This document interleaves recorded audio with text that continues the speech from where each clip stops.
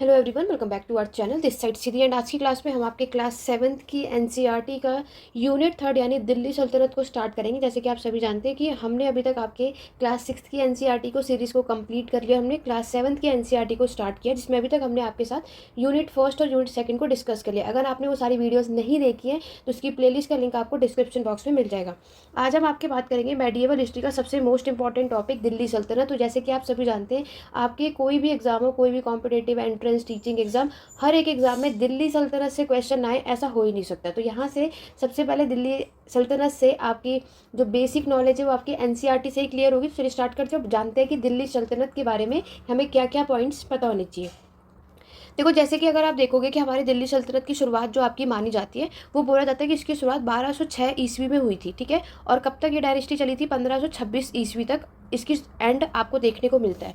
और ये मैं पूरा आपको एक ओवरव्यू बता रही हूँ, फिर हम पूरे चैप्टर में आप ये चीज़ें देखोगे। देखो, दिल्ली सल्तनत की शुरुआत 1206 से 1526 तक आपको देखने को मिलता है। इस बीच यहाँ पर आप देखोगे टोटल कितनी डायनेस्टीज़ ने यहाँ पे रूल किया था? 5। ठीक है, ये सारी चीज़ें आपको ऑलरेडी पता ही होंगी। तो यहाँ पर देखो, सबसे पहली डायनेस्टी जो मानी जाती है वो है आपकी स्लेव डायनेस्टी। स्लेव डायनेस्टी के बाद आपकी जो यहाँ पे डायनेस्टी रूल किया था वो थी आपकी खिलजी डायनेस्टी। नेक्स्ट जो डायनेस्टी आपको देखने को मिलती है वो है तुगलक डायनेस्टी। उसके बाद आप देखोगे सैयद डायनेस्टी, और लास्ट होता है आपका लोधी डायनेस्टी। तो ये 5 डायनेस्टी थी जिन्होंने 1206 से 1526 तक यहाँ पर दिल्ली सल्तनत में यहाँ पर रूल किया हमारे इंडिया में। ये और इस डायनेस्टीज में किस किस रूलर ने रूल किया, सारा कॉन्सेप्ट मैं आपको इस क्लास में बताने वाली हूँ। तो यहाँ पर आपने देखा कि हमारी दिल्ली सल्तनत की शुरुआत किसने की थी। तो देखो, स्लेव डायनेस्टी की शुरुआत आपके जो फाउंडर है वो कौन थे आपके? यस, कुतुबुद्दीन ऐबक। तो कुतुबुद्दीन ऐबक की बात आप देखोगे कि इन्होंने आपकी दिल्ली सल्तनत की शुरुआत की थी 1206 में। और मैं आपको एंड बता देती हूँ कि 1526 में आप में कई सारे ऐसे लोग होंगे जिन्हें ये ऑलरेडी पता होगा कि 1526 में आपके कौन? इब्राहिम लोदी और आपके बाबर के बीच में एक बैटल हुआ था। ठीक है, जिसको आप किसके नाम से जानते हो? फर्स्ट बैटल ऑफ पानीपत, जो आपके पानीपत का पहला युद्ध होता है। इसमें मैंने आपको ये चीज़ें आप देखने को मिलती है, जिसमें इब्राहिम लोदी और बाबर के बीच में आपका एक बैटल होता है।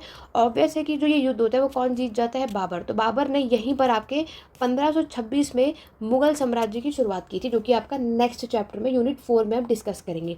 तो एक ये पूरा एक ओवरव्यू था। आशा करती हूँ कि ये कॉन्सेप्ट आपको क्लियर हो गया होगा। चलिए बढ़ते हैं अपने क्वेश्चंस की तरफ, अपने चैप्टर की तरफ, जो कि आपको सारी चीज़ें डिटेल में पता होनी चाहिए। देखो, यहाँ पर अगर हम बात करते हैं, यहाँ पर आपको बताया गया है कावेरी डेल्टा के बारे में। कावेरी डेल्टा जो है ये became the centre of large kingdom. तो हमारे बड़े जो साम्राज्य है उसका क्या है? सबसे बड़ा जो सेंटर केंद्र माना जाता है वो कावेरी डेल्टा आप देखते हो। दिल्ली, यहाँ पर आप देखते हो कि दिल्ली जो है became an important city only in the 12th century. देखो, मैं आपको यहाँ पर एक चीज़ बता देती हूँ, यहाँ ऊपर ही क्लियर करती हूँ। ये सारी चीज़ें भी नीचे ही आएंगी इस चैप्टर में, बट आप कन्फ्यूज ना हो इसके लिए हम ऊपर ही समझ लेते हैं। देखो, जहाँ पर आप में से बहुत से ऐसे लोग हैं जिनको ऑलरेडी पता होगा कि दिल्ली के जो फाउंडर है वो कौन थे, है ना। दिल्ली की शुरुआत आखिरकार किसने की थी? तो याद रखना, वो आपके बिलोंग करते थे तोमर डायनेस्टी। ठीक है, तोमर डायनेस्टी के जो एक रूलर है जिनका नाम था अनंगपाल तोमर। तो अनंगपाल तोमर या अनंगपाल सेकंड देखोगे, इन्होंने दिल्ली की शुरुआत की थी। ठीक है, और इसके बाद क्या होता है कि ये आपके अनंगपाल तोमर और आपके जो पृथ्वीराज चौहान है, यानी जो कि आपके ऑलरेडी चौहान डायनेस्टी के रूलर हैं। ठीक है, जिसे हम पहले चहामनास के नाम से भी जानते हैं। तो चौहान डायनेस्टी के रूलर पृथ्वीराज चौहान और औरंगपाल सेकंड के बीच में आपका एक बैटल होता है, जिसमें क्या होता है कि वो बैटल जीत जाते हैं कौन? पृथ्वीराज चौहान। तो ये जो दिल्ली है जो तोमर डायनेस्टी के पास थी, अब किसके पास चली जाएगी? चौहान डायनेस्टी के पृथ्वीराज चौहान के पास ही चली जाती है। पृथ्वीराज चौहान के बाद आप देखते हो आपके पृथ्वीराज चौहान ऑलरेडी आपके कहाँ पर? अजमेर पे रूल करते थे। ठीक है, और अभी इनके अंडर में दिल्ली भी आ चुका है। तो दोनों जगह हम देखते हैं पृथ्वीराज चौहान के पास हमें देखने को मिलती है। कुछ टाइम बाद क्या होता है कि आपके पृथ्वीराज चौहान और आपके मोहम्मद गौरी, इन दोनों के बीच में बैटल होता है। ठीक है, और ये बैटल कब होता है? एक 1191 में होता है, एक 1192। इस बैटल के नाम मैं आपको यहीं पर बता देती हूँ, जिसको आप बैटल ऑफ तराइन के नाम से जानते हो। तो ये दो बैटल जो आपके हुए थे, फर्स्ट बैटल ऑफ तराइन 1191 में, सेकंड बैटल ऑफ तराइन 1192 में। तो 92 वाला जो आपका बैटल हुआ था पृथ्वीराज चौहान और मोहम्मद गौरी के बीच में, उसमें कौन जीत जाता है? आपके मोहम्मद गौरी। उसके बाद क्या होता है कि जो दिल्ली आपके चौहान के हाथों में थी, अब किसके पास चली जाएगी? आपकी गौरी डायनेस्टी यानी कि मोहम्मद गौरी के हाथों में। तो मोहम्मद गौरी ने आपकी ये जो दिल्ली पर यहाँ पर रूल करने के पर्पज़ से इसको नहीं जीता था, तो इसीलिए उन्होंने क्या किया? मोहम्मद गौरी के एक स्लेव है, जो मैंने अभी आपको बताया, इनके जो नज़दीकी थे कुतुबुद्दीन ऐबक, इन्होंने ये दिल्ली उठाकर किसको दे दी, आपके कुतुबुद्दीन ऐबक को दे दी थी। और यहीं से क्या हुआ कि कुतुबुद्दीन ऐबक ने आपकी दिल्ली सल्तनत की शुरुआत कर दी, जिसको हम कहते हैं 1206 में, और यहीं से हम दिल्ली सल्तनत के बारे में पढ़ते हैं। तो आपको क्लियर हुआ कि दिल्ली की शुरुआत, जिसके फाउंडर कौन थे, तोमर डायनेस्टी से, आपके चौहान डायनेस्टी, फिर आपकी गुरिद डायनेस्टी से, और फाइनली कुतुबुद्दीन ऐबक ने स्लेव डायनेस्टी यानी दिल्ली सल्तनत की शुरुआत कर दी थी। ठीक है, आशा करती हूँ एक छोटा सा ओवरव्यू आपको कॉन्सेप्ट क्लियर हो गया होगा। तो ये बेसिक सी बातें, पूरा ये जो सीक्वेंस है याद रखना, ताकि आप हिस्ट्री बैकग्राउंड से नहीं भी होंगे तो ये सारी चीज़ें ईजिली रहें। अब यही सारी चीज़ें इस चैप्टर में भी होगी, बट डिटेल में मैंने आपको ऊपर इसलिए बताया ताकि आपको एक बार में सारी चीज़ें क्लियर हो जाए। ठीक है, तो अभी हमने जो लास्ट वाले जो चैप्टर में क्या डिस्कस किया था कि आपका जो 7 से 12 सेंचुरी का समय माना जाता है वो आपका अर्ली मेडिएवल का होता है, और जो 12 से 16 सेंचुरी आप पढ़ोगे उसे आप मेडिएवल यानी मध्यकालीन इतिहास के बारे में देखते हैं। आज का जो चैप्टर होगा वो 12 सेंचुरी यानी मेडिएवल हिस्ट्री के बारे में हम बात करने वाले हैं। ठीक है, चलिए बढ़ेंगे अपने पैराग्राफ की तरफ। जो मैंने भी आपको ऊपर चीज़ें बताई वही चीज़ें यहाँ पर लिखी हैं कि देखो, आपका जो दिल्ली है, जो first became the capital of a kingdom rule Tomar Rajput. तो मैंने आपको क्या बताया, तोमर डायनेस्टी की पहली कैपिटल आपको देखने को मिलती है। टाइम पीरियड मिडल 12 सेंचुरी की बात यहाँ पर बताई जा रही है। उसके बाद चौहान, जिनको हम चाहमनास के नाम से भी जानते हैं, क्योंकि ऑलरेडी अजमेर पर रूल कर रहे थे। तो तोमर और चौहान के बीच में आपको देखने को मिलता है कि जो दिल्ली है ये एक इंपॉर्टेंट कमर्शियल सेंटर आपका यहाँ पर देखने को मिला। ठीक है, यहाँ पर जो आपके रिच जैन मर्चेंट है वो आपके शहरों में रहा करते थे, और उन्होंने बहुत सारे टेम्पल्स को भी कंस्ट्रक्ट कराया था। इस टाइम पर जो कॉइन जो मिंट होता है उसे दहलीवल कहते हैं। आपके एग्जाम में ये टर्म पूछा जाता है कि ये जो वर्ड है आपका दहलीवल, इसका मतलब क्या है इस टर्म का। तो राइट आंसर क्या होगा, कॉइन मिंटेड। ठीक है, तो कॉइन मिंटेड को क्या बोला जाता है, दहलीवल बोला जाता है। Very important. मैं आपको साथ साथ ये भी बताती जाऊँगी कि आपके एग्जाम में सबसे ज़्यादा क्वेश्चन कहाँ से बनते हैं।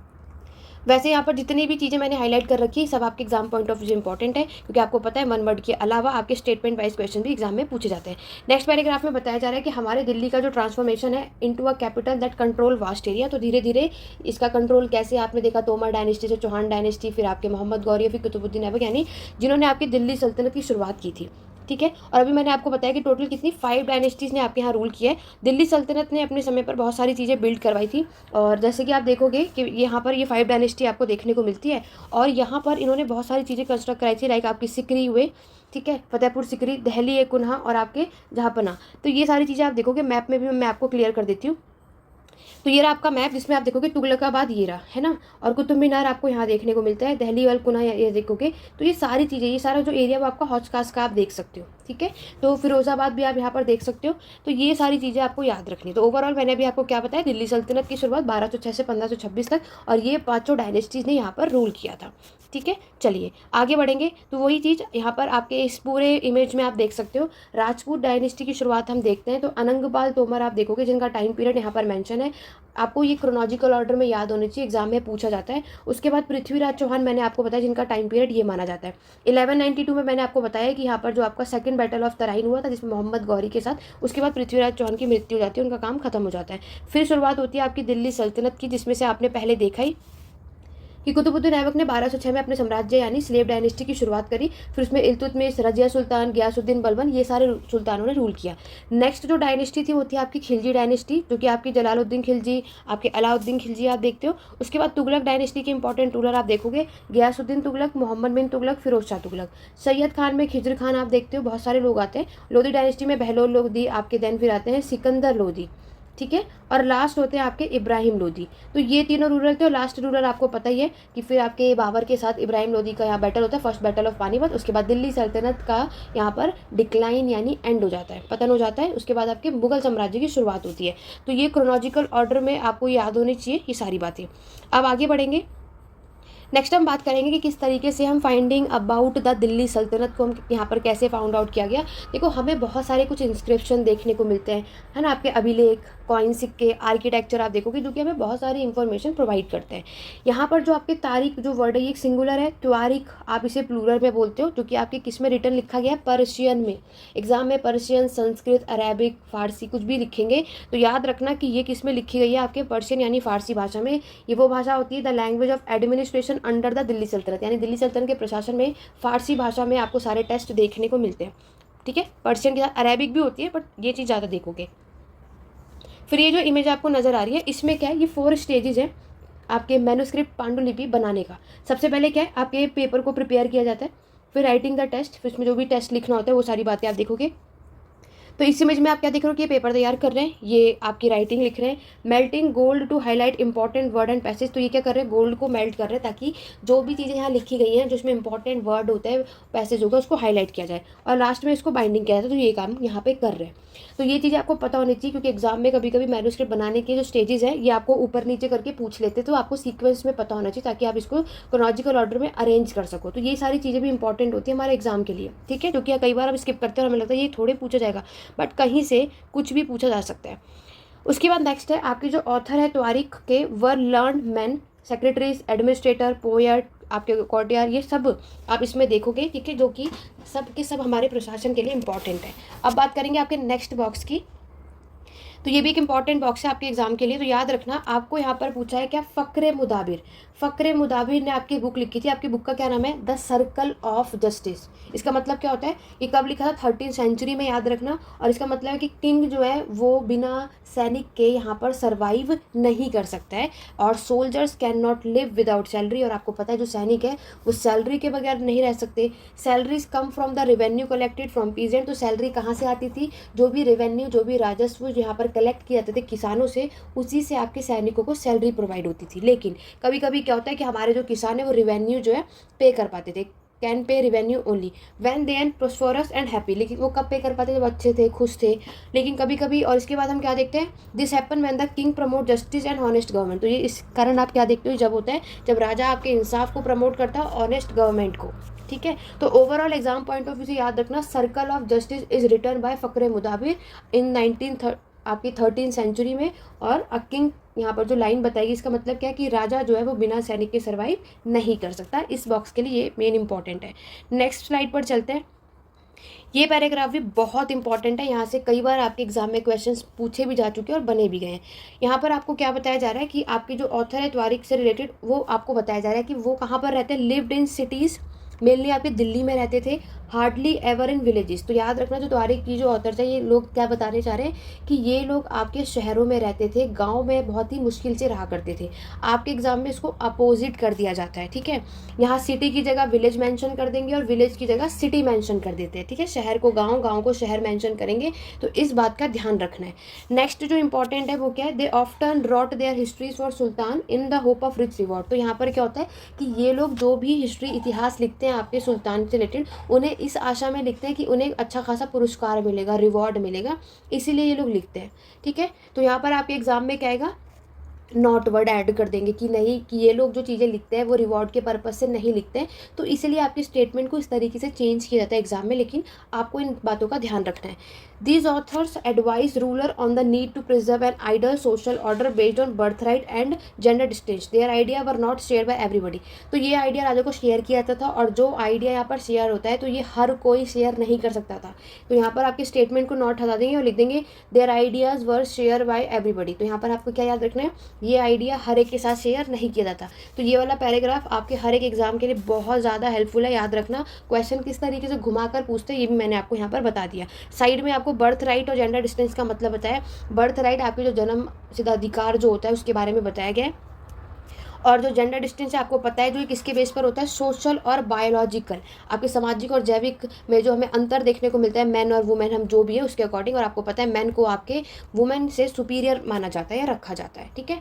यहाँ पर आपके 1236 की बात बताई जा रही है कि यहाँ पर जो इल्तुतमिश की बेटी है, डॉटर, जिन्हें आप रज़िया कहते हो, वो सुल्तान बनती है। अभी इल्तुतमिश के बाद आपने देखा ना, रज़िया जो है ये पहली वुमेन थी आपकी दिल्ली सल्तनत में या फिर मुस्लिम्स में, यानी मेडिएवल पीरियड में, जो कि रानी यानी थ्रोन, राजगद्दी पर बैठती है।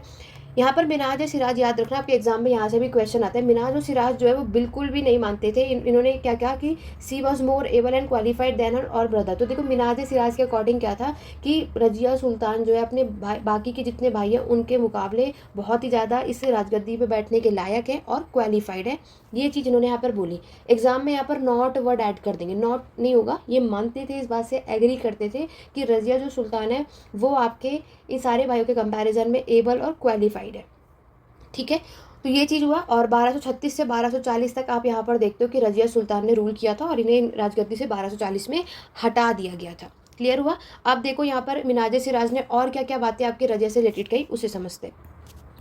तो मिनाज सिराज जो है आपके रजिया के अकॉर्डिंग उन्होंने अपनी जो सोच है, अपनी जो विचार है, वो क्या बताया, वो देखते हैं। तो मिनाज सिराज का मानना है कि ये मानते हैं कि आपकी women was suppose to be subordinate to man. तो वुमेन क्या है, वो मैन की सबॉर्डिनेट होती है। और साथ ही साथ इस बॉक्स में ये भी मेंशन किया गया है, ये बहुत इंपॉर्टेंट है। देखो अगर हम इस बॉक्स की बात करें तो इसमें आपको 3 पर्सन का नाम याद रखना है, जहाँ से भी क्वेश्चन देखने को मिलते हैं, रजिया सुल्तान, रुद्रा देवी और आपकी दीदा। देखो इंस्क्रिप्शन ऑफ कॉइन्स में जो रजिया मेंशन की गई है, ये आपके इल्तुतमिश की कौन थी, बेटी, डॉटर, ठीक है। और इनकी जो यहाँ पर आप रुद्रमा देवी देख रहे हो, रुद्र देवी 1262 से 1289 का टाइम है, जो कि आपकी काकतीय डायनेस्टी वरंगल में रूल करती थी। आज के हमारे मॉडर्न आंध्र प्रदेश की वो जगह आपको देखने को मिलती है। Rudrama Devi change her name on her inscription. तो रुद्रमा देवी ने क्या किया, अपना जो नेम है इंस्क्रिप्शन में उसको बदलवा दिया, और यहाँ पर उन्होंने अपने आप को कैसे प्रिटेंड किया कि सी वॉज अ मैन, ठीक है। और जो दूसरी नेक्स्ट जो क्वीन है वो दीदा आप देखोगे तो जो कि आपकी कश्मीर में रूल करती थी 980 से 1003 का टाइम पीरियड है। इनका जो टाइटल आप देखोगे कहाँ से आया, दीदा, बट दीदी से, यानी एल्डर सिस्टर। आपके एग्जाम में पूछा जाता है कि दीदी, एल्डर सिस्टर, या फिर जो ये है ये कौन सी क्वीन की था, तो दीदा राइट आंसर होगा, ठीक है। और ये आपके कहाँ पे रूल किया है, कश्मीर में। रुद्रमा देवी आपकी काकतीय डायनेस्टी। तो इस बॉक्स से भी कई बार आपके एग्जाम में क्वेश्चन पूछे जाते हैं। अब बात किया जा रहा है गैरिसन टाउन से एम्पायर की बात, हमारी दिल्ली सल्तनत का जो विस्तार हुआ है उसके बारे में बताया जा रहा है। तो इस मैप में आपको बताया जा रहा है कि आपके जो इल्तुतमिश हैं इन्होंने ज़्यादा से ज़्यादा शहरों को कैप्चर किया उसके बारे में। देखो यहाँ पर आपके जो टाइम पीरियड है 13 सेंचुरी बताया जा रहा है कि दिल्ली सल्तनत की जो शुरुआत है, इन्होंने अपनी अच्छी खासी हैविली फोर्टिफाइड टाउन जो है गैरिसन टाउन को ऑक्यूपाई किया। अब देखो गैरिसन टाउन क्या होता है, एग्जाम में यहाँ से भी क्वेश्चन आता है। अब फोर्टिफाइड सेटलमेंट विद सोल्जर्स, याद रखना जहाँ पर सैनिक रहा करते हैं ना, उसे गैरिसन टाउन कहते हैं, ठीक है। और जो दूसरा टर्म है आपका hinterland, the land adjacent to a city और port that supply it with goods and services, ठीक है। ये गैरिसन टाउन सबसे ज़्यादा आपके एग्जाम में पूछा जाता है। तो यहाँ पर आपने क्या देखा कि garrison, controlling garrison town in district Bengal, Sindh, Delhi, यहाँ पर बहुत ज़्यादा मुश्किल हो पाता था। तो रिबेलियन, विद्रोह देखोगे, युद्ध आपका यहाँ पर देखने को मिलता है, ठीक है। तो यहाँ पर आप क्या देखोगे कि गयासुद्दीन तुगलक की बात है और गयासुद्दीन बलबन की बात है कि इस टाइम पर उन्होंने अपनी जो पावर है बहुत सारी जगह पे कंसोलिडेट कर लिया था और अच्छा खासा विस्तार किया था। अलाउद्दीन खिलजी और महमूद मोहम्मद तुगलक के बाद आप ये चीज़ देखते हो। तो गैरिसन टाउन मैंने आपको बताया कि ये आपका एक इंटरनल फ्रंटियर है और of the sultanate aim and consolidating the hinterland of the garrison town. यहाँ पर क्या किया जाता है, बताया गया कि हमारी जो फॉरेस्ट है, जंगल को क्लियर किया गया आपकी गंगा यमुना द्वार की तरफ, और हंटर गैदरर यानी जो शिकार संग्रहण का काम करते हैं, पशुपालन का जो काम करते हैं, ये लोग आपको यहाँ पर देखने को मिलते हैं, ठीक है। इसके अलावा ये जो लैंड है आपके पीजेंट यानी जो किसान है आपके एग्रीकल्चर के पर्पज़ से भी इसका यूज़ किया करते हैं। नए नए फोर्ट्रेस बने, गैरिसन टाउन बनाया गया, टाउन यहाँ पर इस्टेब्लिश हुआ था टू प्रोटेक्ट ट्रेड रूट, इसलिए ताकि ये जो आपके ट्रेडिंग रूट है इसको प्रोटेक्ट किया जा सके, और साथ ही साथ रीजनल ट्रेड को भी इन्होंने प्रमोट किया। तो ये तो इंटरनल हुआ फ्रंटियर। सेकंड जो विस्तार किया था वो एक्सटर्नल फ्रंटियर भी देखोगे, दोनों पैराग्राफ बहुत इंपॉर्टेंट है, एग्जाम में मिलेगा। मिलिट्री एक्सपेंडिशन हम देखते हैं, मिलिट्री का एक्सपेंडिशन आपके साउथ इंडिया, दक्षिण भारत में आपको देखने को मिलता है। इसकी शुरुआत आपको अलाउद्दीन खिलजी के समय पर देखने को मिलती है, ठीक है। आपकी सल्तनत army captured elephant, horses, slaves, carried away precious metals. तो याद रखना दिल्ली सल्तनत की जो आर्मी होते हैं उनके पास आपके एलिफेंट, हॉर्स, स्लेव्स ये सारे होते थे। इवनली ये जो मेटल्स रखते थे वो भी बहुत प्रीशियस होते थे, ठीक है। यहाँ पर फिर बात करते हैं जो हमारी दिल्ली सल्तनत की थर्ड डायनेस्टी है, मोहम्मद बिन तुगलक का समय खत्म हो जाता है, और उसके बाद आपके साथ ही साथ ये भी बताया जाता है कि इस टाइम पर जो है इन्होंने अच्छी खासी बहुत सारे शहरों को सीज़ कर लिया था, और दिल्ली सल्तनत यहाँ पर टैक्स भी कलेक्ट किया करती थी आपके किसानों से, जो कि हम कई बार देख चुके हैं, ठीक है। ये वाला जो मैप आप यहाँ पर देख रहे हो ये पूरा कैंपेन लगाया गया है, पूरा कैंपेन किसके टाइम की बात हो रही है, अलाउद्दीन खिलजी के टाइम पर। आप साउथ इंडिया में इन्होंने जहाँ जहाँ पे कैंपेन लगाए ना वो सब मेंशन यहाँ पर किया गया है, आपके चित्तौड़ में, गुजरात में, ठीक है, आपके रणथंभौर में, ये सारी चीज़ें आपको याद रखनी है। ये मैप में ये सारी चीज़ें मेंशन की जा रही है, अलाउद्दीन खिलजी के टाइम पर आप ये देखते हो। नेक्स्ट हम बात करते हैं, आपको ये कुव्वतुल इस्लाम मॉस्क्यू देखने को मिल रहा है, तो यहाँ ये भी इंपॉर्टेंट है, जो कि आपके 12th सेंचुरी के टाइम पर बना था। और अगर मैं बात करूँ ये क्या है, आपका कॉन्ग्रेशनल मॉस्क्यू है, फर्स्ट सिटी बिल्ट हुई थी हमारे दिल्ली सल्तनत में, जो कि आपको पता है किसने बनाया था, कुतुबुद्दीन ऐबक ने, ये भी याद रखना। और ये आपकी क्या डिस्क्राइब करती है, दहली ए कुन्हा, मतलब ये हमारा एक पुरानी सिटी है। आपके एग्जाम में दहली ए कुन्हा दे देंगे टर्म और पूछा जाएगा इसका मतलब क्या है, तो याद रखना इसका जो मतलब है आपका द ओल्ड सिटी। ये मॉस्क्यू सबसे ज़्यादा इनलार्ज कब हुआ था? इल्तुतमिश के टाइम पर और अलाउद्दीन खिलजी के टाइम पर भी। इसमें जो आपके माइनर है वो बिल्ड कराया था हमारे दो सुल्तान ने, कुतुबुद्दीन ऐबक और इल्तुतमिश। ठीक है, कुतुबुद्दीन ऐबक मैंने आपको बताया थी, उसको आगे और बढ़ाया किसने? आपके इल्तुतमिश और अलाउद्दीन खिलजी ने। ये कुव्वत उल इस्लाम जो मॉस्क्यू है इसके रिलेटेड आपको ये सारी बातें याद रखनी है। नेक्स्ट हम बात करेंगे इस पैराग्राफ में मस्जिद के बारे में बताया जाए, क्योंकि आपको पता है ऑब्वियस सी बात है, अगर मुस्लिम्स का समय है तो मस्जिद ही वो सारी चीज़ कंस्ट्रक्ट करवाते हैं। और यहाँ पर हम क्या देख रहे हैं? आपके बेगमपुरी मॉस्क्यू बनवाया गया मोहम्मद बिन तुगलक के टाइम पर, ये याद रखना, वेरी इंपॉर्टेंट। अगर एग्जाम में पूछा जाए बेगमपुरी मॉस्क्यू जो है किसके, कौन से सुल्तान के टाइम पे बिल्ड करवाया गया था, तो वो मोहम्मद बिन तुगलक है। और इनका मेन मॉस्क्यू था आपके जहापना में, जो कि मैंने अभी आपको ऊपर मैप दिखाया। तो मॉस्क्यू यानी जो आप मस्जिद देखते हो जिसको हम मस्जिद कहते हैं अरेबिक भाषा में, ठीक है। तो अभी मैंने आपको क्या बताया? अरेबिक भाषा में, अरबी भाषा में। ऑलरेडी जो हमें टेस्ट देखने को मिलते हैं वो फारसी यानी पर्शियन में होता है। बट जो ये मॉस्क्यू जो है, जो कि आप मस्जिद कहते हो, ये आपका क्या एक अरेबिक वर्ड है, जिसका मतलब a place where are Muslim protest in reverence of Allah, जहाँ पर ये क्या करते हैं? अपने अल्लाह की यानी जो उनके गॉड है सुप्रीम कोर्ट, इनकी वर्शिप करते हैं। ठीक है, तो मस्जिद जामी और जामा मस्जिद के नाम से आप जानते हो मुस्लिम जो है अपनी प्रेयर करते हैं, जिनको आप नमाज जानते हो सभी कि नमाज ये सब मिलकर के पढ़ते हैं यहाँ पर। और यहाँ पर learn male as their leader, जो इमाम होता है, मतलब इसका मतलब क्या होता है? जो आपके मेल होते हैं जो एज अ देयर लीडर में आप देखोगे। और फिर ये क्या करते हैं? अपना he also deliver the servant, ये अपना पहला जो सर्वन प्रवचन जिसे आप कहते हो खुतबा, ये इसको पढ़ते हैं, इसको फ्राइडे, आपको पता है ना वो नमाज जो पढ़ते हैं आपके हर एक फ्राइडे में, हम ये चीज़ आपको देखने को मिलती है। मुस्लिम जो है वो अपना जो फेस है खड़े होते हैं तो किसकी तरफ फेस रखते हैं? मक्का की तरफ। मक्का की अगर हम बात करें हमारे इंडिया में वेस्ट साइड पर है, और दिस इज कॉल्ड द कबीला। ये बहुत इंपॉर्टेंट पैराग्राफ है आपके एग्जाम पॉइंट ऑफ व्यू से। ठीक है, ये जो पूरा आप देख रहे हो ये आपका बेगमपुरी मॉस्क्यू है, जो कि आपके मोहम्मद बिन तुगलक के टाइम पर बिल्ड करवाया गया था। ठीक है, तो दिल्ली सल्तनत ने आपके अपने समय पर क्या बताया जा रहा है कि आपकी बहुत सारी मॉस्क्यूज़ को बिल्ड करवाया था। ठीक है, आपके मस्जिद यहाँ पर बिल्ड करवाया गया, और ये प्रोटेक्टर थे आपके इस्लाम धर्म के, मुस्लिम्स के। तो mosque also help to create the sense of community of believer who shared a belief system and a code of conduct. तो यहाँ पर क्या था? मुस्लिम का समय था, तो इन्होंने क्या किया? मॉस्क्यूज बिल्ड करवाया था टेम्पल को डिस्ट्रॉय करके। नेक्स्ट जो आपको याद रखना है, वहाँ की मस्जिद ये भी पूछा जाता है, इसको बिल्ड करवाया था सिकंदर लोधी ने। ठीक है, जो लोधी डायनेस्टी के लास्ट सेकंड रूलर थे, इन्होंने इसको बिल्ड करवाया था। और नेक्स्ट अगर मैं बात करूँ आपके जो जमाली मॉस्क्यू, आप Jamali Kamali build in the late 5020, ये चीज़ें आपको याद रखनी है। ठीक है, तो ये सब कुछ आपने देखा कि हमारे दिल्ली सल्तनत में आपके जितनी भी चीज़ें मैंने यहाँ तक आपको बताई हैं ये सब बहुत इम्पॉर्टेंट है। ये आपके खिलजी और आपके तुगलक के समय का जो प्रशासन है वो कैसा था?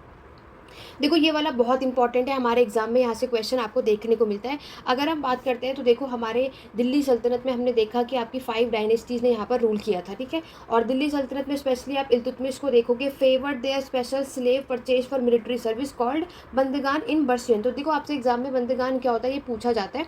तो ये आपके स्लेव्स होते हैं, ठीक है, जो कि परचेज किए जाते हैं मिलिट्री सर्विस के लिए, स्पेशली इस पर्पज से इसको परचेज करते हैं। और ये पर्शियन में ये टर्म है, वेरी इंपॉर्टेंट, ये भी आपके एग्जाम में पूछा जाता है। तो मैं आपको ऑलरेडी अपने सारी वीडियोस में एक चीज़ बताती हूँ, जितनी भी एनसीईआरटी के चैप्टर्स में मैंने यहाँ पर चीज़ें हाईलाइट कर रखी हैं, ये सभी आपके एग्जाम पॉइंट ऑफ व्यू से इंपॉर्टेंट है, चाहे आप किसी भी एग्जाम की प्रिपरेशन कर रहे हो। अब यहाँ पर बात करते हैं तो मैंने आपको क्या बताया कि आपके स्लेव्स की, देखो उस टाइम पर अगर हम बात करें तो आप सभी को पता है बहुत ही आम बात थी, आपके स्लेव्स को मार्केट में खरीदा और बेचा जाता था। तो यहाँ पर खिलजी और तुगलक जो कि आपकी सेकंड और थर्ड नंबर की डायनेस्टी है दिल्ली सल्तनत में, इन्होंने आपके बंदगान को यूज़ करना कंटिन्यू रखा। ठीक है, तो यहाँ पर ये सारी बातें आपको याद रखनी है। और ये बोला जाता है कि हमारे इस टाइम पर इन लोगों ने अपने प्रशासन में जर्नल्स और गवर्नर्स को अपॉइंट कर रखा था। ठीक है, ये सारी चीज़ें आपको याद रखनी है। ये जो बॉक्स है बहुत इंपॉर्टेंट है आपके एग्जाम पॉइंट ऑफ व्यू से, इसको भी यहाँ पर हम क्लियर कर लेते हैं। आपके मोहम्मद बिन तुगलक जो सुल्तान हैं, इन्हें अपॉइंटेड अजीज़ कुमर, किसे? अजी। देखो ये आपके एग्जाम में किस तरीके से पूछा जाता है, पहली बात तो आपको ये समझने की ज़रूरत है। देखो आपसे एग्जाम में मैच दी फॉलोइंग के थ्रू पूछा जाता है। तो यहाँ पर मान लो आपसे पूछ लिया जाए आपके अजीज़ कुमार जो है वो है, यहाँ पर ये कौन है? Wine distiller. फिरोज़ हजम की बात करें तो ये बाबर है। मंका तवा की बात करें तो ये कुक है। 2 गार्डनर्स आपको देखने को मिलेंगे, लदा एंड पीरा। और ये सबसे हाईली एडमिनिस्ट्रेटिव पोस्ट पर आपको देखने को मिलता है जियाउद्दीन बर्नी। अगर आप देखोगे 14th सेंचुरी के मिड में इन्होंने आपकी क्रॉनिकल बुक लिखी थी जिसपे ये सारी चीज़ें इन्होंने मेंशन की है। तो याद रखना एग्जाम में मैच दी फॉलोइंग के थ्रू भी पूछा जा सकता है कि किसकी कौन सी पोस्ट है, तो इसको ज़रूर अच्छे से प्रिपेयर कर लेना अपने एग्जाम पॉइंट ऑफ व्यू से, और इस बॉक्स को बिल्कुल पढ़ कर जाना है। ठीक है, चलिए आगे बात करेंगे अपने नेक्स्ट पैराग्राफ की। नेक्स्ट पैराग्राफ में आपकी खिलजी और तुगलक के बारे में बताया जा रहा है, जो कि आपकी थर्ड और सेकंड दो डायनेस्टीज़ हैं। तो यहाँ पर आपने देखा monarch appointed military commander as governor of territory of varying size. तो यहाँ पर क्या बताया जा रहा है कि यहाँ पर जो राजा है यानी उस टाइम पर जो भी सुल्तान होंगे आपके, जो भी खिलजी से होंगे चाहे तुगलक डायनेस्टी से, इन्होंने आपके मिलिट्री कमांडर को अपॉइंट किया था एज अ गवर्नर, जिसको आप यहाँ पर ना एकता दी जाती थी, और जो इस एकता को होल्ड करता था उसे एकता दर या मुक्ति कहते हैं। एकता दर और मुक्ति यहाँ पर बोला जा रहा है। इन मुक्ति यानी एकता दर का काम क्या होता है, ये आपके मिलिट्री कैंपेन को लीड करते हैं, साथ ही आपके लॉ एंड ऑर्डर को भी मेंटेन करके रखते हैं। एग्जाम में एकता से रिलेटेड भी क्वेश्चन पूछे जाते हैं और आपसे एमसीक्यू में दे दिया जाएगा कि इनका क्या काम होता है। तो याद रखना कि लॉ एंड ऑर्डर मेंटेन करने का काम होता है, मिलिट्री कैंपेन को लीड करने का काम होता है, किसका, एकता दर और मुक्ति, इन्हें एकता दर और मुक्ति ये बोला जाता है। ठीक है, नेक्स्ट अगर हम बात करें, द मुक्ति collected the revenue of their assignment as salary. तो यहाँ पर ये जो मुक्ति है यानी जो एकता दर होते थे यहाँ पर दिल्ली सल्तनत के समय पर, ये अपने रेवेन्यू को कलेक्ट करते थे, साथ ही साथ they also paid their soldiers from this revenue, और ये अपने सैनिकों को, अब इनको जो रेवेन्यू मिलता था ना उसी से ये उनको सैलरी प्रोवाइड करते थे। नेक्स्ट अगर हम बात करें, यहाँ पर बताया जा रहा है कि देखो इसमें क्या बताया जा रहा है कि हमारे दिल्ली सल्तनत के समय का जो प्रशासन है वो कैसा था, आपका सेंट्रलाइज यानी केंद्रीकरण था। ऐसा क्यों, क्योंकि यहाँ पर आपको एकतादारी जरूर देखने को मिल रहा है, लेकिन यहाँ पर हम क्या देखते हैं कि यहाँ पर इनकी जो पोजीशन वो शिफ्ट कर दी जाती थी, ट्रांसफ़र कर दी जाती थी इनकी पोस्ट को, ताकि ये अपने आप को इंडिपेंडेंट डिक्लेयर ना कर सके। जिस तरीके से फ्यूडलिज्म जब हम सामंतवाद पढ़ते हैं उसमें वो चीज़ें आपने देखी। ठीक है, तो यहाँ पर आपके अलाउद्दीन खिलजी और मोहम्मद बिन तुगलक के टाइम पर ये बताया जा रहा है कि accountant were appointed by the state to check the amount of revenue collected by the muqti. तो यहाँ पर अकाउंटेंट क्या करता है, आपके जो स्टेट का जो भी रेवेन्यू कलेक्ट करते हैं ना मुक्ति के द्वारा, वो सारी चीज़ें यहाँ पर चेक की जाती हैं। Care was taken that the मुक्ति collected only the taxes prescribe by the state and that he kept the requirement the number of soldiers.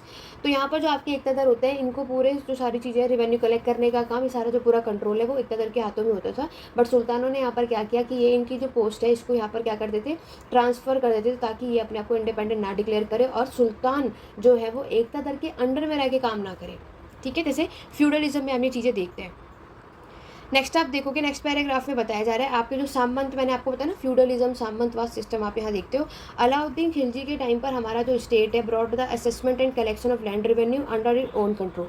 तो यहाँ पर जो अलाउद्दीन खिलजी के टाइम पर आप देखोगे कि ये लोग जो आपके लैंड रेवेन्यू को कलेक्ट करते थे अपने कंट्रोल, अपने अंडर में रह करके करते थे। आपका जो right of the local chieftain to levy taxes were cancelled and they were also force to pay taxes. ठीक है, तो ये इनसे क्या करते थे, टैक्स पे करवाते थे फोर्सफुली। सुल्तान का जो एडमिनिस्ट्रेशन है measure the land and keep careful account. तो यहाँ पर क्या करते थे कि ये आपकी लैंड को मेजर करते थे और देखते थे किसके पास कितना। अब अगर मैं दिल्ली सल्तनत की टैक्सेस की बात करूँ तो यहाँ पर सबसे पहला टैक्स आप देखोगे खारस टैक्स। खारस टैक्स आपका क्या होता है, ये आपका on cultivation called kharaj tax, जो कि लैंड टैक्स होता है, and amounting to about 50% of the peasant produce. दूसरा क्या होता है, तो यहाँ पर क्या होगा कि आपके जो किसानों ने जितना भी प्रोडक्शन किया होगा उसका 50% यहाँ पर देखने को मिलता है। कैटल पे टैक्सेस, हाउस टैक्सेस, ये सारे टैक्सेस दिल्ली सल्तनत के टाइम पर आपको देखने को मिलते हैं।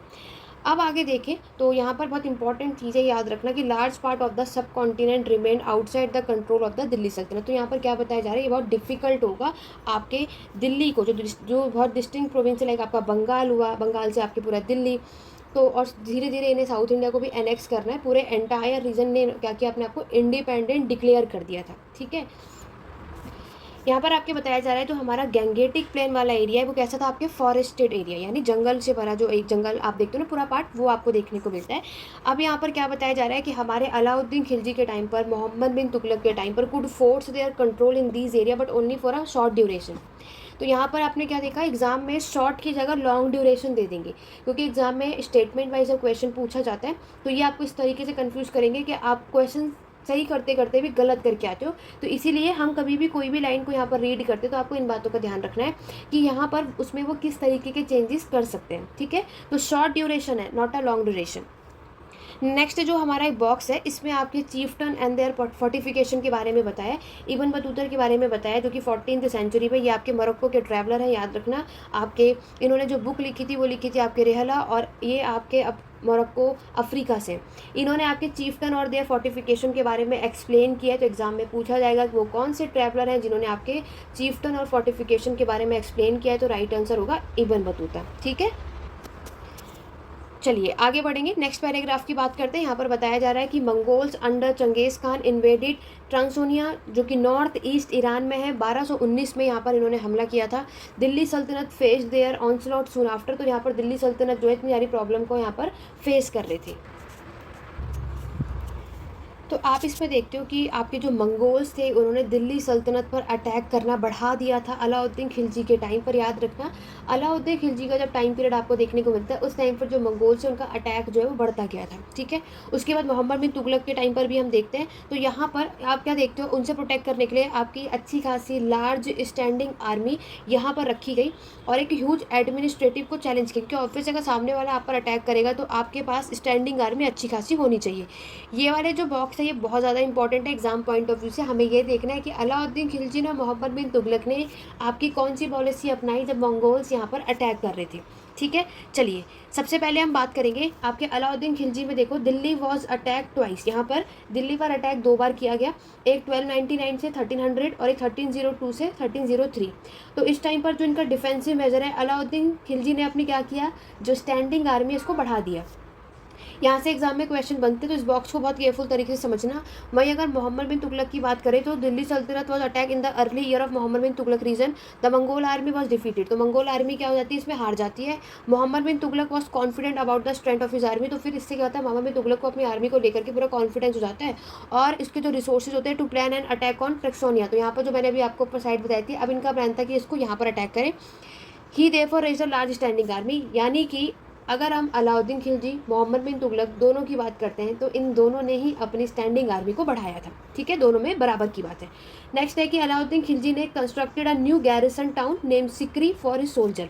तो मैंने आपको पहले भी बताया था गैरिसन टाउन क्या होता है, जहाँ पे सैनिक लोग रहा करते हैं। ठीक है, जहाँ पर वो स्टे करते हैं उसे गैरिसन टाउन कहते हैं। तो गैरिसन टाउन जो है अलाउद्दीन खिलजी ने, क्योंकि अपनी आर्मी को बढ़ाया तो ऑब्वियस उनको रहने की जगह भी दी जाएगी, इसलिए गैरिसन टाउन बनाया जिसका नाम था सिरी। वहीं अगर मोहम्मद बिन तुगलक की बात करें, rather than constructing a new garrison town, तो यहाँ पर इन्होंने भी आपके क्या एक नया गैरिसन टाउन बनाया।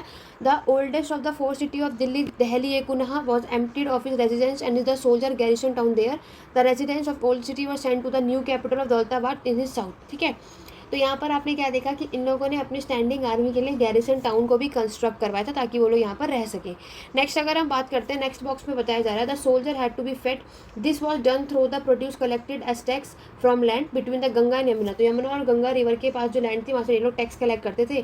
टैक्स यहाँ पर फिक्स था, जितना भी होगा उसका 50% यहाँ पे लिया जाता है। तो मोहम्मद बिन तुगलक के टाइम पर देखोगे, produce from the same area was collected as tax as feed the army, but to meet the expense of the maintaining as a large army और soldier the sultan levied additional taxes this coincide with famine in the area.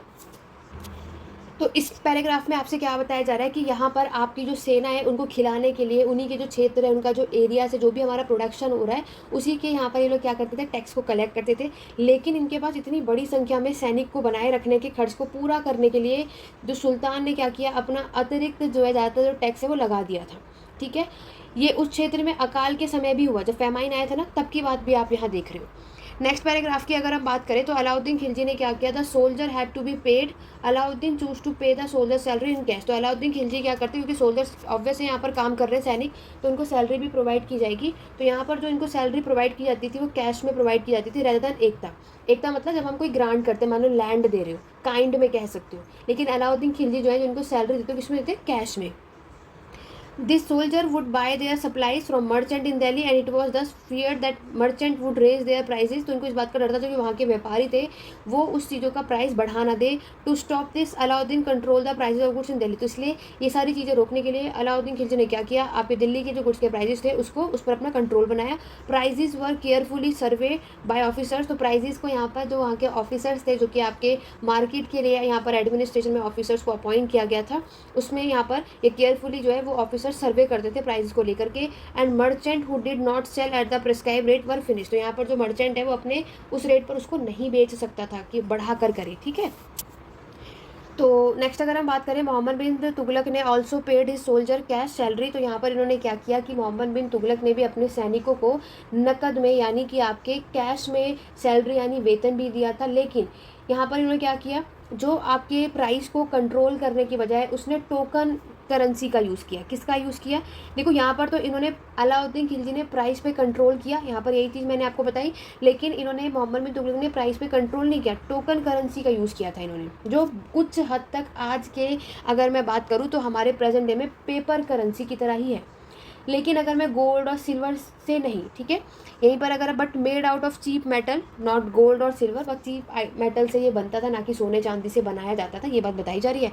14th century के में का time है, did not trust this coin, तो उस time के जो लोग हैं वो आपके इस कॉइन्स पर ट्रस्ट नहीं करते थे। They were very smart, they saved their gold and silver coin and paid all their taxes to the state, तो ये क्या करते थे, जो भी आपके सोने चांदी के सिक्कों को इन्होंने बचाया और राज्य को, स्टेट को, अपने सभी टैक्स को यहाँ पर इन्होंने भुगतान किया था विद दिस टोकन करेंसी, अपने इस टोकन मुद्रा के साथ, ठीक है। This cheap currency could also भी काउंटरफिट ईजली, तो यहाँ पर जो ये आपकी चीप करेंसी है, जो सस्ती मुद्रा को भी आसानी से नकली बनाया जा सकता था, ये हालात हो गए थे। तो ओवरऑल ये चीज़ ठीक नहीं थी, क्योंकि यहाँ पर आपके अलाउद्दीन खिलजी तो रिफॉर्म लेकर आए, मार्केट में प्राइस को कंट्रोल किया, लेकिन मोहम्मद बिन तुगलक ने ऐसा नहीं किया था। नेक्स्ट अगर हम बात करते हैं अलाउद्दीन खिलजी के समय का जो प्रशासन, आप देखोगे क्वाइट सक्सेसफुल आपको देखने को मिलता है। Chronicles praise his reason for cheap prices and efficient supply of goods in the market, successfully withstood the threat of आपके मंगोल के आक्रमण से। तो यहाँ पर प्राइस को कंट्रोल करने में जो प्राइस जो सस्ता रखा गया वो बहुत सही चीज़ थी। मतलब ओवरऑल अलाउद्दीन खिलजी के समय का जो प्रशासन था वो हमें सही देखने को मिला, लेकिन मोहम्मद बिन तुगलक के समय का प्रशासन जो है इसको मेजर किया गया तो यहाँ पे बेकार था, फेलियर माना गया। तो याद रखना अलाउद्दीन खिलजी का जो एडमिनिस्ट्रेशन है वो सक्सेसफुल था, मोहम्मद बिन तुगलक का आपका फेल हो गया। इस कैंपेन जो उनका कैंपेन था वो कश्मीर में आप देखोगे वो बिल्कुल डिजास्टर आप देखोगे फिर, क्योंकि इन्होंने कुछ भी चीज़ सही नहीं करी। एक तो सबसे पहला काम जो इन्होंने दौलताबाद में जो अपनी कैपिटल शिफ्ट कर दी थी, ये बात बहुत ख़राब हुई, ठीक है। और दूसरा जो है आपके टैक्सेस जो है वो बढ़ाया गया, जब फेमाइन आ गया था, बाढ़ आने के टाइम पर भी अगर ये सब काम करोगे तो बहुत सारी प्रॉब्लम है। ओवरऑल मुग़ल में आपकी जो दिल्ली सल्तनत में मोहम्मद बिन तुगलक की जो पूरी पॉलिसी है, स्ट्रेटजी है, वो फेल मानी जाती है, अच्छी खासी आपको देखने को नहीं मिलती। तो ये इन दोनों से रिलेटेड फैक्ट्स थे, एग्जाम में बहुत इंपॉर्टेंट है, बहुत बार यहाँ से क्वेश्चन आपको देखने को मिलते हैं। तो ओवरऑल हमें क्या समझ आया कि हमारे मोहम्मद बिन तुगलक जो है वो failure, we some time forget that for the first time in the history of the Delhi sultanate में पहले ऐसे थे जो हर चीज़ में फेल माने गए, ठीक है। अलाउद्दीन खिलजी ने आपके डिफेंसिव मेजर मोहम्मद बिन तुगलक ने मेजर किया, were conceived as a part of the military offensive against the Mongol. तो अलाउद्दीन खिलजी का प्रशासन सही था, उनकी पॉलिसी सही थी, मोहम्मद बिन तुगलक की नहीं थी। उसके बाद यहाँ पर क्या होता है, 15th से 16th सेंचुरी में आपके कुछ स्टेट ने अपने आप को अपने राज्य को क्या कर लिया, इंडिपेंडेंट डिक्लेयर किया, यानी उन जगहों से बाहर हो गए। आपके जब Tughlaq dynasty, Syed dynasty, Lodhi dynasty देखोगे, जिस टाइम पर ये आपके दिल्ली और आगरा में रूल कर रहे थे, तो उस टाइम पर हम क्या देखते हैं, आपके जौनपुर, बंगाल, मालवा, गुजरात, राजस्थान, ये सभी स्टेट ने अपने आप को इंडिपेंडेंट डिक्लेयर कर लिया और यहाँ पर इंडिपेंडेंट रूलर आपको देखने को मिलेगा। और अब क्या होगा, एक इंडिपेंडेंट स्टेट फ्लोरिश होगा, ठीक है। और इन्होंने अपनी खुद की राजधानी, खुद की कैपिटल बनाई, ये चीज़ अब आप यहाँ देखते हो, ठीक है।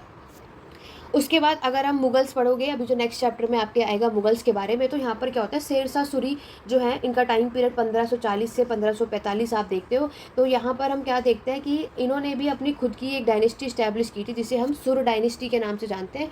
तो यहाँ पर आप देखोगे कि इन्होंने अपने करियर की शुरुआत की थी as a manager of the small territory, ठीक है। तो यहाँ पर इन्होंने इवेंटली चैलेंज भी किया था, और यहाँ पर हुमायूं और आपको पता है शेरशाह सूरी के बीच में बैटल भी हुआ था 1530-40 में और 55 से 56 के बीच में। तो शेरशाह सूरी ने उस टाइम पर दिल्ली को कैप्चर कर लिया था और अपनी खुद की डायनेस्टी स्टैब्लिश की थी 1530 से 40 तक। तो इसलिए आप देखते हो कि 40 से 55 तक का जो समय है, इसमें शेरशाह सूरी ने सुर डायनेस्टी जो स्टैब्लिश की थी, इन्होंने रूल किया था। ये सब कुछ हम नेक्स्ट चैप्टर में देखेंगे, तब मैं आपको बैटल के साथ बताऊंगी। तो ये देखो, मैंने आपको बताया ना, सुर डायनेस्टी ने रूल किया था 15 सालों तक, और उस टाइम पर उनका प्रशासन आप देखोगे, ऐसा बोला जाता है कि सुर डायनेस्टी का भी जो एडमिनिस्ट्रेशन आप देखते हो वो किसकी तरह है, आपके अलाउद्दीन खिलजी की तरह, एकदम मोर एफिशिएंट, ठीक है। ये सारी चीज़ें। उसके बाद जो हमारे मुगल के सबसे एबल रूलर, ग्रेटेस्ट एम्परर माने जाते हैं वो अकबर, जिन्होंने मुगल साम्राज्य में सबसे लंबे समय तक रूल किया था। 1556 से 1605 तक हमें ये टाइम पीरियड आपको देखने को मिलता है, जहाँ पर आपके मुगल्स में इन्होंने अपनी जो पावर है वो कंसोलिडेट बनाकर रखी थी। नेक्स्ट वाला जो बॉक्स है, इसमें फ्रांस से रिलेटेड आपको बातें बताई हैं। तो फ्रांस रेवोल्यूशन आपने पढ़ा है, फ्रांस की क्रांति के बारे में आपने पढ़ा है। उसमें 3 ऑर्डर्स आप देखते हो। 3 ऑर्डर मतलब द पीस ऑफ गॉड। ये जो आपके 3 ऑर्डर्स का आइडिया है, ये आपके सबसे पहले फ्रांस में देखने को मिलता है 11th सेंचुरी में। और इस टाइम पर क्या होता है, हमारी जो फ्रांस की सोसाइटी को 3 क्लासेस में डिवाइड किया जाता है, who prayed, those who fought और those who tilled the land. तो सबसे पहले क्या होता है, कौन आते हैं, जो भी आपके ब्राह्मण्स होते हैं, प्रिस्ट होते हैं, सबसे पहली कैटेगरी में आएंगे। फिर आपके आएंगे क्षत्रिय, नॉबल्स जो होते हैं वो आएंगे, और लास्ट में आपकी जो पीजेंट वर्किंग क्लास की कैटेगरीज होती है। ओवरऑल अगर हम बात करें तो ये आपकी किसकी बात कर रहे हैं, 3 स्टेट, ठीक है, 3 स्टेट। ऑलरेडी हम जान चुके हैं। तो 3 स्टेट के बारे में यहाँ पर बात की गई है, तो उसके बारे में बताया इन्होंने यहाँ पर। तो यहाँ पर डिवीजन कर दिया गया 3 order was supported by the church, तो चर्च की वजह से सारी चीज़ों को डिवाइड किया गया, और चर्च जो है पूरी पावर कंसोलिडेट करके इन्होंने रखी थी। और उसके बाद न्यू वॉरियर ग्रुप, जिन्हें आप नाइट्स भी कहते हो, ठीक है, ये चीज़ आपकी यहाँ पर बताई जा रही है। तो ये इंपॉर्टेंट चीज़ है आपके एग्जाम पॉइंट ऑफ व्यू से, इतनी चीज़ें सफिशिएंट है, तो ये चीज़ें आपको याद रखनी है, ठीक है। तो nobles also wanted to be known as knight, knight मतलब आपकी जो मिलिट्री होती है उसके बारे में कहा जा रहा है। क्लियर हो गया। तो फाइनली हमने आपकी क्लास 7th की एनसीईआरटी का जो चैप्टर यानी यूनिट 3 है दिल्ली सल्तनत, इसको आज की क्लास में कंप्लीट कर लिया, 2 पार्ट में कवर कर लिया था। आशा करती हूँ कि आपको अब ये पूरा कॉन्सेप्ट क्लियर हो गया होगा। अगर इससे रिलेटेड कोई भी डाउट या क्वेरी है तो आप कमेंट के थ्रू पूछ सकते हैं, नहीं तो टेलीग्राम चैनल का डिस्क्रिप्शन बॉक्स में सारे प्लेलिस्ट, सारे जो लिंक हैं आपको व्हाट्सएप ग्रुप, टेलीग्राम ग्रुप, सारे लिंक आपको डिस्क्रिप्शन बॉक्स में मिल जाएंगे, उसको ज्वाइन कर लेना। और कोई भी डाउट या क्वेरी है तो आप टेलीग्राम पर, नहीं तो कमेंट बॉक्स के थ्रू पूछ सकते हैं। आशा करती हूँ आज की वीडियो आपको हेल्पफुल रही होगी। तो आज की क्लास कैसी लगी कमेंट करके ज़रूर बताना। चैनल पे फर्स्ट टाइम आए हो जल्दी से सब्सक्राइब कर लो, बेल आइकन प्रेस करो, ताकि आगे आने वाली वीडियोस के नोटिफिकेशन अपडेट आप सभी को मिलते रहे। तो चलिए आज की क्लास में बच सकते हैं, मिलते हैं अपने नेक्स्ट वीडियो में। Thank you for watching.